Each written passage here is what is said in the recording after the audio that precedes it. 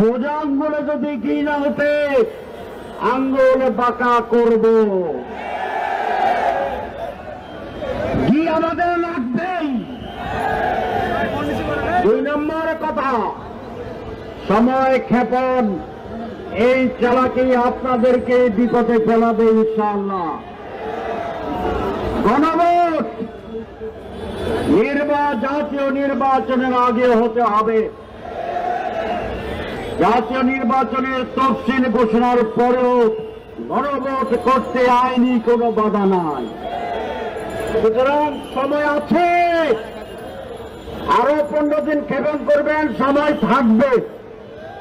আরো 15 দিন ক্ষেপণ করবেন, সময় থাকবে। আরো ক্ষেপণ করবেন, সময় নতুন ভাবে বের হবে। যা বুঝতে চাই বুঝে নিন। এই জন্যে